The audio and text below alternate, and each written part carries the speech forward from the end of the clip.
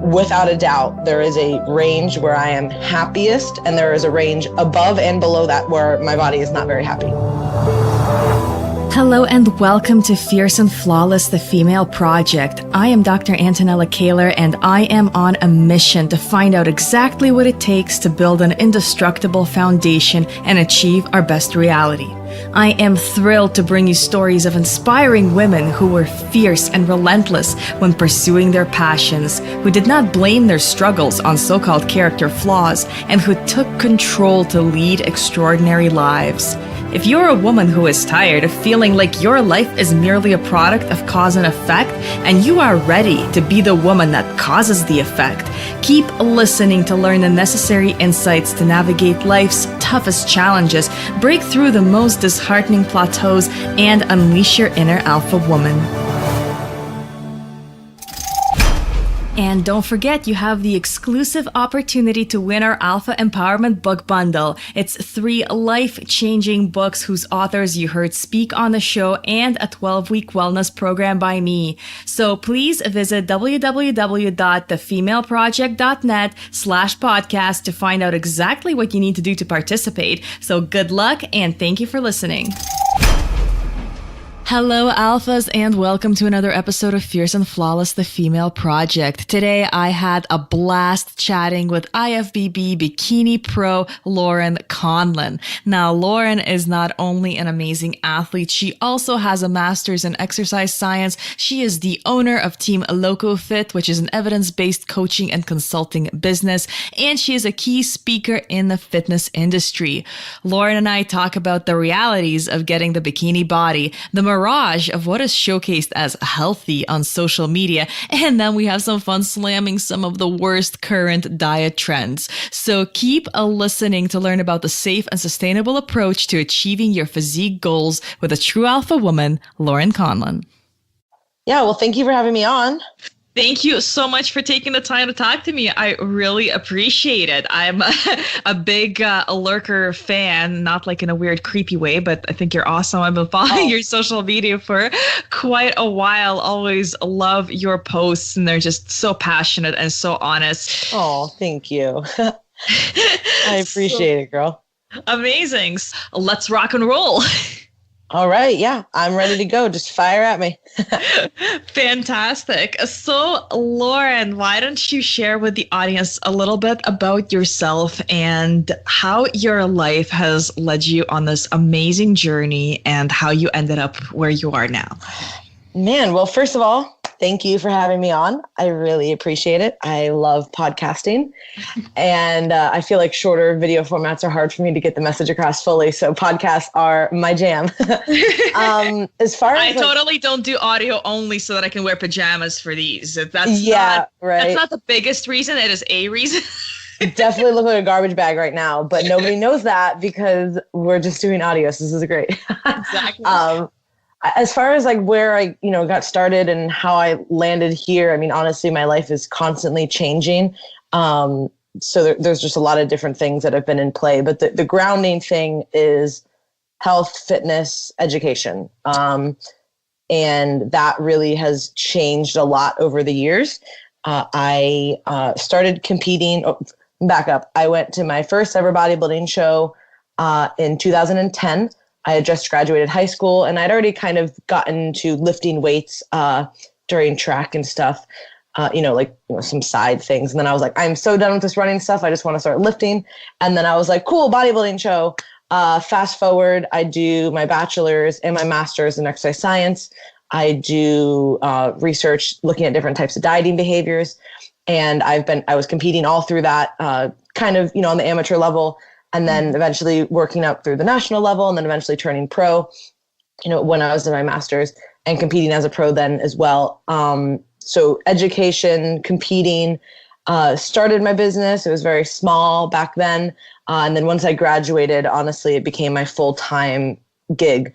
So now that's where I'm at currently, is I've been doing this for about a little over 2.5 years, full-time, air quotes, full load of clients. I would say that.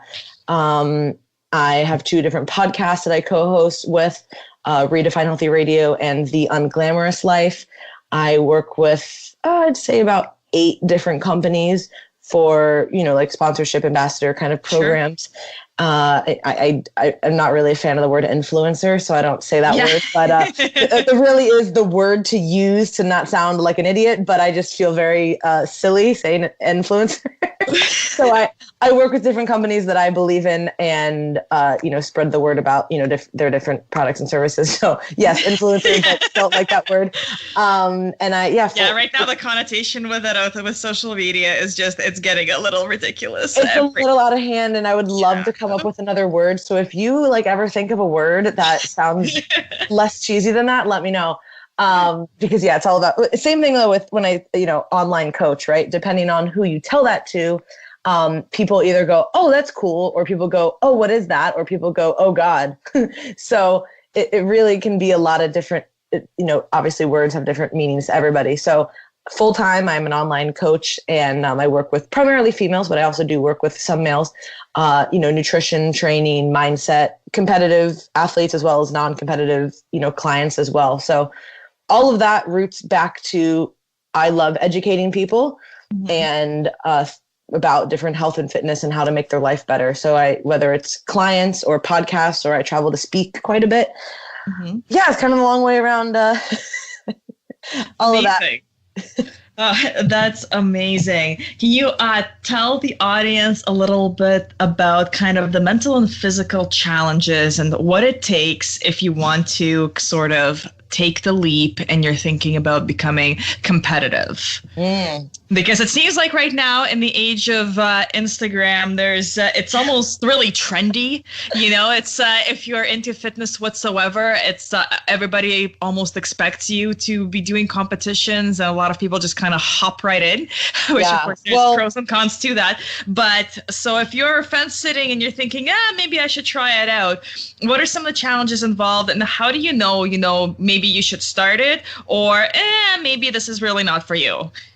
So I would say that first and foremost, if you want to do a competition, you need to do it just because you want to do it, not because I want to lose 5 pounds, I don't like how I look, or, oh, I feel like a lot of other people are doing this, this might be fun. Bodybuilding and stepping on stage is a very, very big commitment.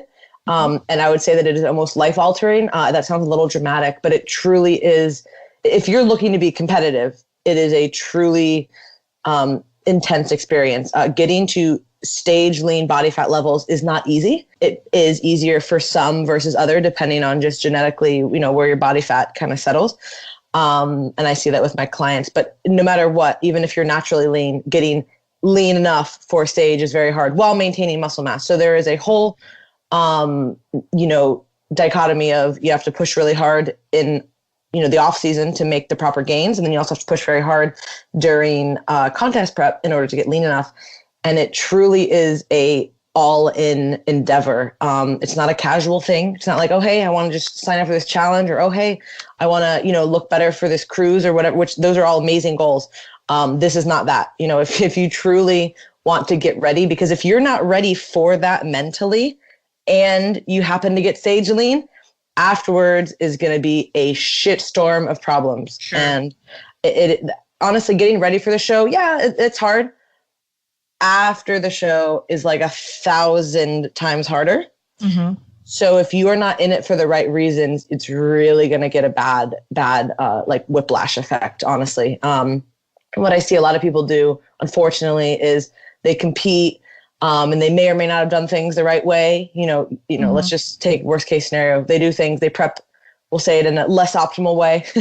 And then they get out of it and they're just like, oh man, I'm so done with all this. And then they kind of, go on the whole other side of the spectrum, real crazy with like barely doing cardio, not really working out, eating whatever they want for like a few weeks. And then they're like, oh shit, this is not good.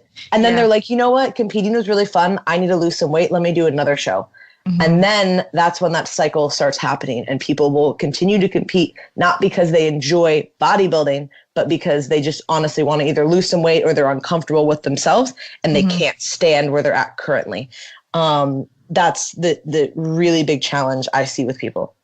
Now, maybe to kind of put things into perspective, if you're, let's say, an average kind of person, you're sort of fit and you're thinking about competing, if you factor in the correct time for prep and the time afterwards to reverse properly, what is the total time frame that you're looking at? Because a lot of people are thinking it's like, oh, is this going to be a 12-week little 12-week challenge? You know, what is the real time frame if you don't want to take your body through the ringer, if you want to do things properly? What is the time frame you're looking at? So I would say even before the prep, so there's, you know, an off-season period. If you're working with a coach, which I would highly recommend for a show, I mean, it depends on where somebody's at before, so I'm going to give a really broad range, but I would say about 2 to 6 months beforehand, right? So if somebody's in a real good spot, maybe only need, you know, a little bit of time, 6, 8 weeks, whatever. If they're not in a good spot, we better, you know, reverse them up for several months, get them to the good place, you know, metabolically, hormonally, and also mentally. Most women just by default need more muscle. So taking that time also before the prep is going to be important. And then I would say, honestly, most people before their first show, I prep them for generally 16 to 24 weeks. And then usually we'll do a few shows in a row. So, and then afterwards, you're looking at about 8 weeks until you feel even remotely normal again. And then, you know, past that, right? And then depending on what your goals are, you know, afterwards. But after the show, even if you're doing everything right, you're still going to feel like a crazy person. Just because, again, that's body fat. And no matter how well you do things, again, we're saying, you know, optimal or not optimal. If you do everything optimally and everything's great, being at a very low body fat level, it makes you crazy, and it just makes people crazy. So, you know, your body's not supposed to be there, which is why it was so hard to get down there in the first place. Right. Of course. And so then afterwards, you know, it can really be a whole slew of like up and downs, as well as just the emotional, you know, taxation of competing and the whole prep. So, I mean, if you're even thinking about doing a show, just carve out a year and then, you know, let's talk. I mean, seriously, like if you're going to do this right, like, you know, before, during, and after, it needs to all be accounted for. And then if you want to be a highly competitive athlete, that's a whole different conversation. Obviously. Of course. Now, do you find that people think that, you know, stage lean is kind of a healthy thing to generally aim for? Like a lot of people look at stage lean and they say, oh, I want to look like that. Or they're, you know, see somebody that's photo shoot ready and they think, oh, I want to look like that. And then there has to be a sort of the, you know, there is no Santa speech where you need to explain that that is not going to be your walk around. Yes. So what happened, well, what the problem is with social media and how things are nowadays, people will see photos and think that you base your perceptions off of photos. So first of all, posing, angles, lighting, all of that changes things. And people generally, well, it can kind of go both ways. You can either hide things, you know, in photos, or you actually look a little bit bigger in photos, right? So you might see a girl who's doing a show and they're showing progress pictures and stuff. And you're like, oh man, like she looks awesome. Like she's like jacked, she looks healthy. Most of the time we're cutting our faces off because that nobody wants to see that. And then you see this person in person, or even, you know, myself, you know, in person, and, you know, it's just not a healthy look. But you're like, I know I don't look good in clothes, but like, hey, like I look really good in a bikini. You want to see my abs? And everyone's like, okay, stop it. A lot of times that once you know you're ready is when you don't look good in clothes anymore. Is like when you're kind of like, oh, you're like borderline, a little like too thin looking. And I mean, just in general, like when you feel like you look good in clothes, you probably need to diet a little bit more, just being honest, for a show. Because the stage kind of magnifies everything as well. And then the way that obviously you're wearing a teeny tiny bikini and posing and all these things. So I think people will see photos and think that that's a good look, and it might look good, but trust me when I say it is not something that is sustainable healthfully. And there are some people who try and, you know, promote that, and it's kind of a misleading message. Like, this is healthy. And it's like, now, again, everybody has these different settling points, and that's a real thing. You know, like some people just naturally don't carry as much body fat as others. So for that person, it might be easier for them to walk around like that. And they're like, yeah, I have no problems. My hormones are great. My hunger's fine. I'm sleeping good. And then for other people, that's just not the reality, right? And I would say that that's most people. So it's hard when, you know, when we do see kind of social media and, you know, all those things. So you have to really, as a coach, educate your clients on like, hey, we're here for a specific date and a specific reason. And, we're going to have to just get out of this, at some point. It's not good. And then a lot of it does come down to, hormonal health. Females get hit a lot harder than males when they diet, just in general as a whole, with hormones. Like guys can usually really, you can kind of do anything to a guy and they kind of just bounce back. But females generally have more problems, particularly with hormones. Now, in terms of the body fat set point, of course, being determined by genetics, I assume heavily, and your personal dieting history, is that something that's really set in stone, or as you compete more and more, does it shift? So I would call it settling point. That's kind of what a lot of the scientists now will say is kind of like settling point. So there's going to be areas around where, you can kind of fluctuate. Mm-hmm. And I would say that, yes, if you are very, very diligent, you may be able to be a little bit leaner with a little more muscle, with a little more food after many, many years. And again, everything has a bell curve. So there's always going to be hyper responders. There's always going to be under responders. And then there's going to be most people. So I would say that, yes, there are people who are going to be able to do that. But in my, I've been doing this now for about a little over 7 years. Started competing in 2011. So I would say that in general, my weights have ranged and changed, but without a doubt, there is a range where I am happiest, and there is a range above and below that where my body is not very happy. Mm-hmm. So I would just call that kind of like my settling range. And then, everybody's going to be a little bit different there. So I do think that you can change it. But I don't necessarily think that it's going to look very different for everybody. Now, if you became very overweight, right, and you were looking to diet, you can change that, because I would say that your overweight weight wasn't necessarily your settling point. I would say that's something that like you worked up to, right? Right. But again, if that's something that's been like a lifelong thing, that's going to be really challenging, and those people are going to have to work a lot harder every single day to keep their weight off, and that's just the reality. So once you have fat cells, you can't get rid of them. They can just shrink. Right. So I don't care what anybody says, that's just the reality. And, so, unless you're getting them surgically removed, they're staying. Yeah. And then I've heard some funny things with lipo too, just in general, because it's like, oh, that makes sense. But then sometimes people will get lipo in a certain area and then their body will almost like deposit fat in other areas. It's very, it's very interesting. Like your body is way fucking smarter than you, and it wants to make you way fatter than you want it to be.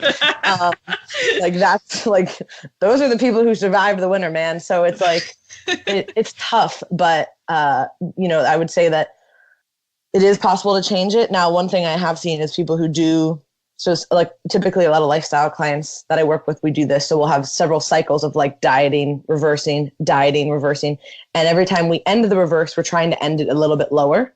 And then we'll go back into the diet, and then, we'll kind of do it that way.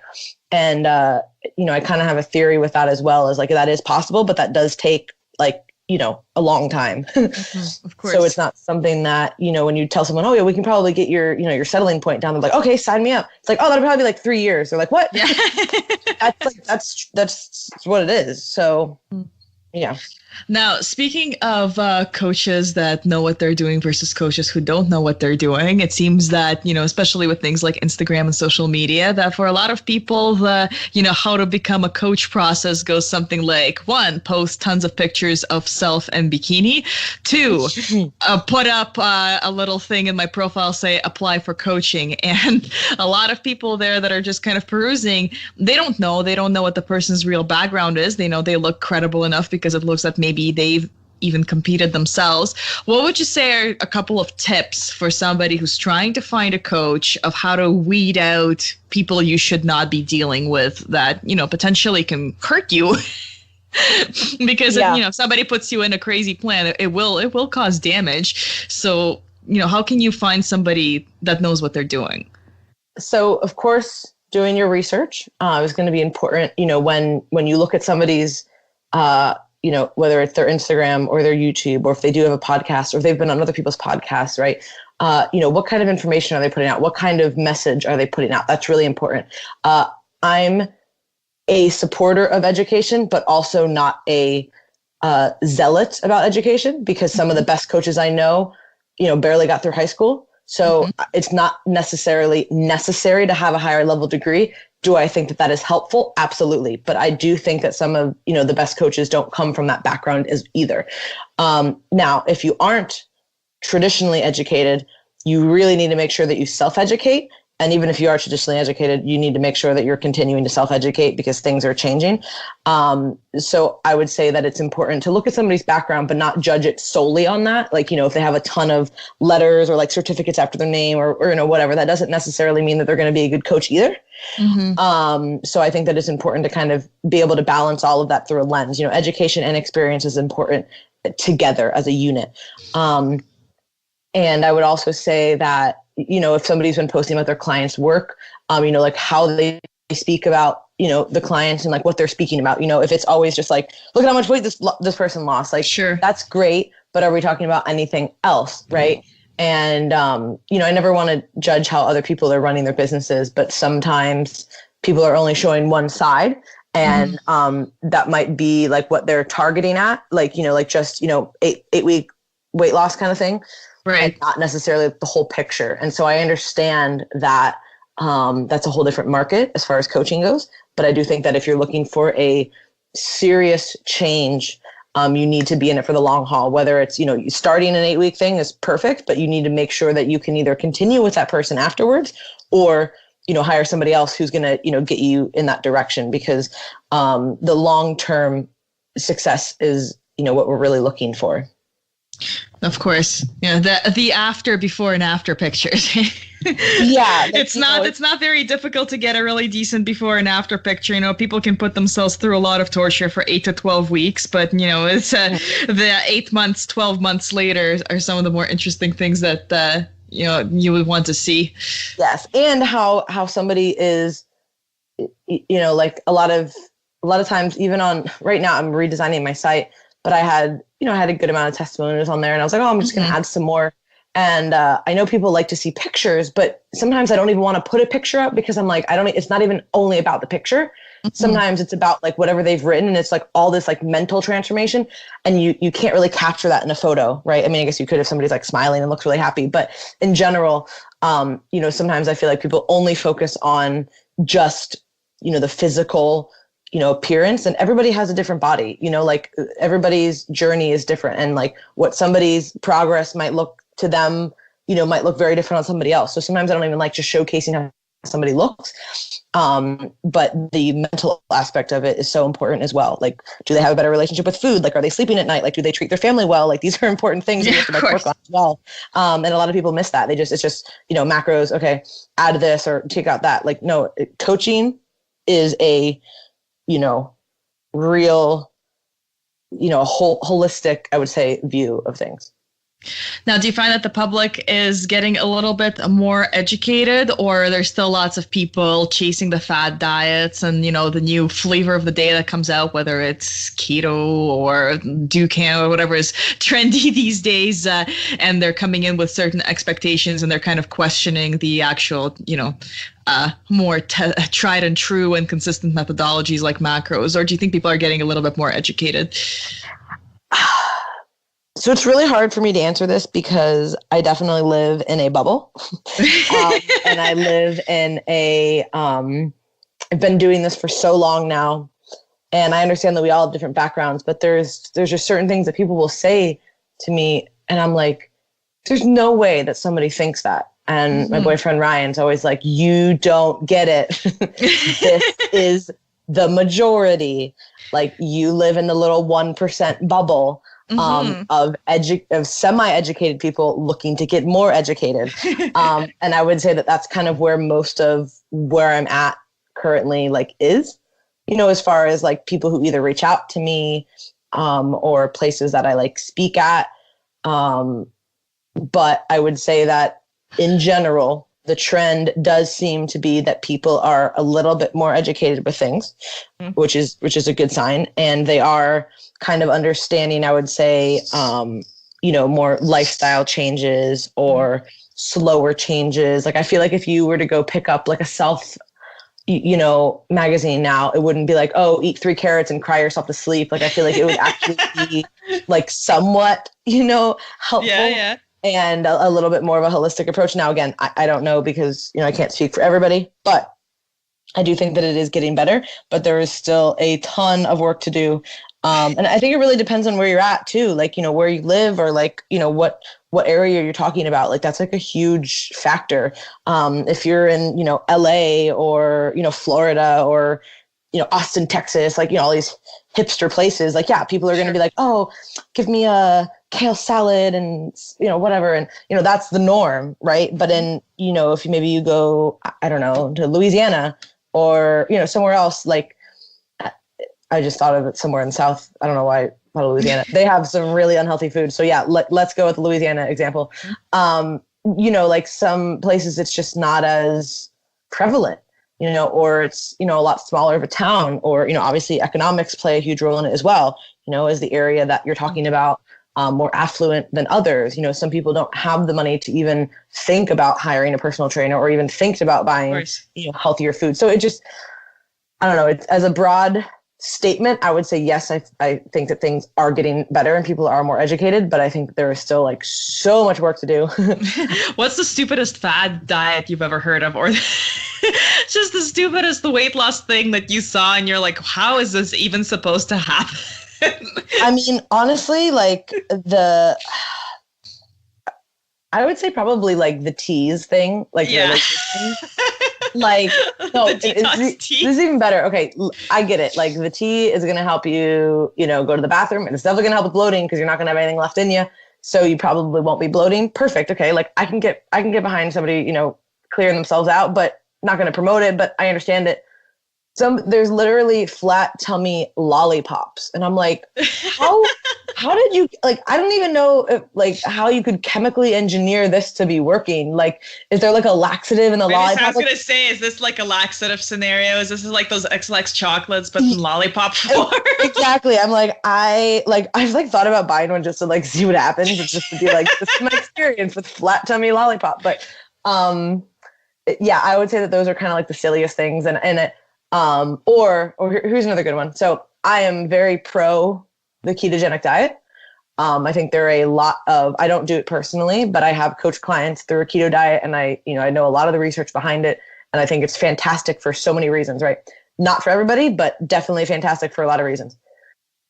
What I do not support is if you are somebody who thinks that you're going to eat like a shit bag and take a exogenous ketone and get the benefits of being in ketosis. Mm-hmm. That's not how this works. Now, if you are not in ketosis and you supplement with ketones, that is an additional energy source that might be useful for you, right? Like if you're looking to like really maximize performance, I can see that. Like that's another avenue, like ketones are another energy source, another source of calories, whatever. But that is not the same, like what most of the people are promoting it as is like, drink this and you're going to just burn fat like you're in keto. It's like, no. This is not how this works. And here's the best part. I just heard somebody talking about it. This is why I even thought about it. Apparently you're supposed to drink these like twice a day, and they're like $5 like a drink. Oh, naturally. Like, of course they are.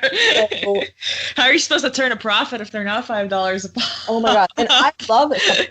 I take a lot of supplements. I recommend supplements. I recommend quality supplements. And not that, but when you're trying to sell people, I'm like, hey, like foundational stuff, like we need to get, quality greens powder, quality protein, quality micro. They're like, oh man, that sounds a little expensive. And then they're like $5 ketone drinks. Sign me up. Wait, no. You could literally get the 3 products for less than the price, or close to, or less than the price of one thing. Mm-hmm. But it's so crazy to me how that works. So, yeah, little diatribe there, but.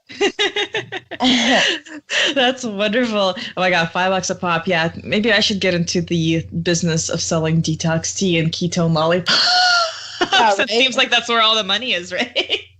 But I mean, I understand for a lot of people that feel like they're stuck. They've been, thinking that that they feel like they've been dieting and they feel like they're restricting, but they're not actually checking their energy balance. They don't know their NEAT and all that kind of stuff. So they're not in a deficit, but mentally they feel exhausted because they feel like they're constantly trying and it's not working. So then, somebody comes along with a lollipop and says, this is going to, make your dreams come true. I do understand, the desperation and the wanting to go for it. It's just, it's a little sad because all these things like prey on your insecurities and the fact that you're not doing things properly. You're just throwing money away. Exactly. But that's my separate soapbox that we're not gonna be talking about. What do you have coming up? Do you have? Are you prepping for a show? Do you have anything exciting coming out in terms of products or podcasts or anything at all? It's open mic time. So I just finished up about a 9-month prep. So I'm definitely not prepping anytime soon, and most likely not going to be prepping next year. Actually, I'm probably going to take the full year off, really, to just focus on the business and speaking and traveling, and really just building up my physique, because that's what I need to do, and I need time to do that. So most likely, what I'm doing, immediate things is we are, building the team. I've hired a new coach who's very, like the perfect person I could have thought to be a secondary coach for my team. So really going to work on doing more as like, a whole unit. Now I have 3 other people who work with me, and really just kind of building up the LoCo Fit brand as far as, what we stand behind. And so going to be doing more, speaking engagements and seminars and things of that nature next year. So kind of getting that rolling. A few projects that I'm working on that I can't really talk about yet. So that's kind of taking up some of my time, and most likely going to be part of a training case study, which can't talk about too much either, but really excited for that. And as far as events, if anybody is listening to this is going to be at NPC Nationals in Miami, I will be there with a few of our girls. So really excited. That's November 16th and 17th. So that is the next big event. I have some other travel coming up with like family stuff and holidays and all that. But as far as big events, that would be the next one. And yeah, there's just a lot of things going on. And like right now, the time of the year is to kind of just like build. So I'm really excited I had a great season, but now I'm excited to get back to focusing on, doing more, work related things. And actually one of the podcasts that I, co-host with, The Unglamorous Life, Celeste is my best friend. She owns Celestial Bodies. She's amazing. And we're actually going to be doing a cool series, me, her, and Ryan, who does like training programming. So we're actually going to be doing a very interesting like coaching style, but through her YouTube. So it'll be kind of cool to like, nobody's ever really documented the process of that. And she was like, hey, can we do this? I was like, sure. So we're going to start that this weekend. So just a lot of different projects going out, and some things in the works. So yeah, stay tuned. That sounds awesome. Thank you so much for sharing that. So we're coming up at right about the half an hour mark, which is how long we're kind of keeping all these episodes for. So I'm going to hassle you with one last question before I start to deal with the horde of trick-or-treaters that we have out there. I'm pretty sure there's a lineup of little firemen waiting outside the house. Oh my God, so cute. So I ask everybody about a favorite book. It doesn't have to do anything with health and fitness, just any book that had a profound impact on your life that you feel that everybody should read. Can I give 2? Oh yeah. Because I'm that person. Sure. First and foremost, 12 Rules for Life. If you are still living under a rock and haven't heard of Jordan Peterson, you need to check him out and listen to every single thing that he puts out. And everything that he puts out, not other things that people put out about him. Yes. So he is amazing. 12 Rules for Life is a great book. And he has a podcast, and he's been on a trillion different episodes, I would say, of other people's podcasts. I would say if you're not familiar with Jordan or you're looking to get more into his information, highly recommend listening to his episode on Jocko Willink's podcast. It's, I believe, episode number 98. And it's like something about like, getting out of your wretched loop or something along those lines. He's been on Jocko's podcast twice. The first one is epic. So that was my intro to him, and it was amazing. And then the second lead in is actually Jocko's book, Extreme Ownership. So Jocko Willink and Leif Babin are 2 amazing former Navy SEALs, and they run a equally amazing leadership company called Echelon Front, and they're really just stand-up guys who have an awesome message. And if you haven't heard of them, definitely check it out. And if you are looking to get into it, definitely get the audiobook, because anything they say in their voice, you're like, okay, like I'm going to do it. It's just it's a very good reality check, and it's a very good, just lessons. And they just came out with a second book as well, which I just finished up, which was pretty badass too. So I love it. No, those are both fantastic resources for, dropping the victim mentality mindset and actually going out there and getting shit done. Exactly. Yeah. Awesome. Well, thank you so much for taking the time to talk today. It was amazing. No, thank you for having me on. And if you ever want part 2, just let me know and we'll set it up. Absolutely. I'm going to take you up on that. Yeah, for sure, girl. Thank you guys for listening. I hope you enjoyed this as well. Awesome. Thanks so much. Hey Alphas, it's Dr. Antonella from Fierce and Flawless, the Female Project. I cannot wait to bring you more incredible stories and exceptional insights from women who made an impact. So join me on this journey. Subscribe and comment with nominations for guests you would like featured next. I want to deliver content that ignites a spark in you, so your feedback is extremely important to me. To connect with me and to get the resources mentioned in this episode, visit www.thefemaleproject.net or add me on Instagram at dr.antonella. Thank you for listening and stay tuned.